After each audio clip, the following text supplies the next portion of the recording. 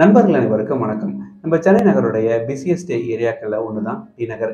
இப்படி எப்பயுமே பிஸியா இருக்கிற இந்த டி நகர்ல மேற்கொள்ளப்பட்டு வரும் ஒரு ஸ்டீல் பிரிட்ஜோடைய கன்ஸ்ட்ரக்ஷன் ப்ராக்ரஸ் எந்த அளவுல இருக்கு அப்படின்றது தான் நம்ம இந்த வீடியோல பார்க்க போறோம். டி நகர் பகுதியில் அன்றாடம் ஏற்படும் டிராஃபிக் ஜாம்ஸ்க்கு முற்றுப்புள்ளி வைக்கிற விதமா 2023ஆம் ஆண்டு மாதிரி ஒரு 1.2 கிலோமீட்டர் ஸ்டீல் பிரிட்ஜ் ஒன்று டி நகர்ல கட்ட ஆரம்பிச்சாங்க. ஹார்ட் ஆஃப் த சிட்டில இந்த பிரிட்ஜோடைய கட்டுமான பணிகள் நடைபெறதுனால பெரிய அளவில் டிராஃபிக் ஜாம்ஸ் ஏற்படும் அப்படின்றத உணர்ந்து இந்த பிரிட்ஜை ஃபாஸ்ட்டாக கம்ப்ளீட் பண்ணணும் அப்படின்ற ஒரு நோக்கத்தில் கான்கிரீட் ஸ்லாப்ஸ் இல்லைனா கான்கிரீட் பில்லர்ஸ்க்கு பதிலாக ஸ்டீலை யூஸ் பண்ணி இந்த பிரிட்ஜோடைய கட்டுமான பணிகளை வேகமாக முடிக்கணும் அப்படின்னு சொல்லி பிளான் பண்ணியிருந்தாங்க. 2024 எண்டு டிசம்பர் மாதம் மாதிரி இந்த பிரிட்ஜோடைய கட்டுமான பணிகள் முடியும் அப்படின்னு சொல்லி எதிர்பார்க்கப்பட்ட நிலையில மழைக்காலம் வந்துட்ட ஒரு காரணத்தினாலையும் ஃபெஸ்டிவல் சீசன் தீபாவளி போன்ற பண்டிகைகள் வந்த ஒரு காரணத்தினாலையும் ஆன் டைம் இவங்களால இந்த பிரிட்ஜை முடிக்க முடியல அப்படின்னு தான் எனக்கு தோணுது. ஓவரால் ப்ராக்ரஸை பொறுத்தவரையில் எந்த ஒரு தொய்வும் இல்லை, ஆல்மோஸ்ட் இன்பார் தான் போயிட்டு இருக்காங்க. இங்கேருந்து ஒரு 6 மாத காலத்துக்குள்ள இந்த பிரிட்ஜோடைய கட்டுமான பணிகள் முடியறதுக்கு நிறைய வாய்ப்புகள் இருக்கு. இப்போ நீங்க பார்த்துட்டு இருக்கிற இந்த பகுதியில் ஏற்கனவே ஒரு ஃப்ளைஓவர் ஒன்று இருந்தது. அந்த ஃப்ளைஓவரை இடிச்சிட்டு அதை லிங்க் பண்ற விதமா இந்த பிரிட்ஜை இவங்க அமைக்கவிருக்காங்க.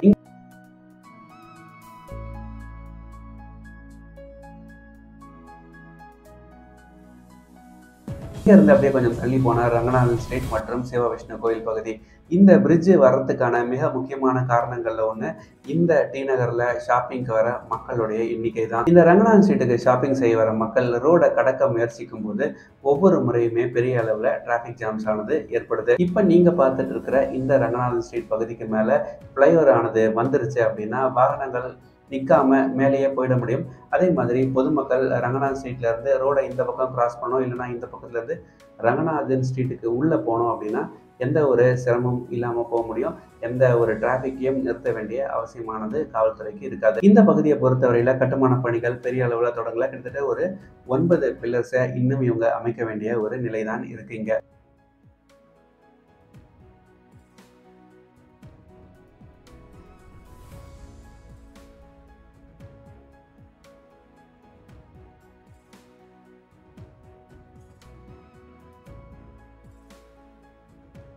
இங்க இருந்து அப்படியே கொஞ்சம் தள்ளி போனால் பர்கிட் ரோட், நாட்லி ரோட் மற்றும் உஸ்மான் ரோட் சந்திக்கிற ஜங்ஷன். இந்த இடத்துல வந்து இப்போதான் அந்த ஃப்ரேம் ஒர்க்கை அமைச்சிட்டு இருக்காங்க. பில்லர்ஸ் அமைச்சிட்டாங்க. ஃப்ரேம் ஒர்க்கை, அதாவது சாலை போடுறதுக்கான ஃப்ரேம் ஒர்க்கை அமைக்கிற பணி நடைபெற்று கொண்டு இருக்கு. இந்த பிரிட்ஜோடைய கன்ஸ்ட்ரக்ஷனை பொறுத்தவரையில இந்த ஜங்ஷன்ல இருந்து சிவ விஷ்ணு கோயில் இடையிலான பகுதியில தான் இன்னும் பணிகள் பெரிய அளவில் வேகம் எடுக்காம இருக்கு. இங்க இருந்து அண்ணா சாலை வரையிலான பகுதியில் ஆல்மோஸ்ட் ஒர்க் ப்ராக்ரஸ் ஆனது ஒரு 70 to 75% கம்ப்ளீட் ஆயிடுச்சு. இப்போ நம்ம டி நகர் பஸ் ஸ்டாண்ட் கிட்ட இருக்கோம். இந்த இடத்துல இருந்து நீங்க பாத்தீங்கன்னா தெரியும், ஆல்மோஸ்ட் பிரிட்ஜோடைய பில்லர்ஸ் ஆகட்டும், இல்லை அதற்கு மேலே சாலைகள் அமைக்கிறதுக்கான அந்த கன்ஸ்ட்ரக்ஷன் ஒர்க் ஆகட்டும், எல்லாமே ஆல்மோஸ்ட் கம்ப்ளீட் பண்ணிட்டாங்க. இதே மாதிரியான ஒரு விஷுவல்ஸ் தான் நீங்க சிஐடி நகர், கண்ணம்மாப்பேட்டை ஜங்ஷன்லையும் பார்க்கலாம்.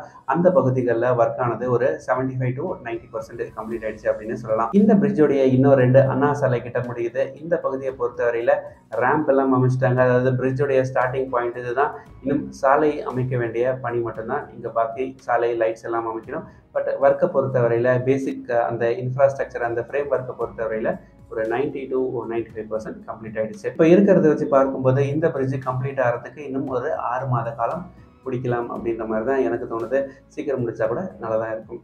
இதே மாதிரி சேனலில் இருந்த தகவல்களுக்கு மறக்காம நம்ம சேனலை சப்ஸ்கிரைப் பண்ணி வச்சுக்கோங்க. நன்றி, வணக்கம்.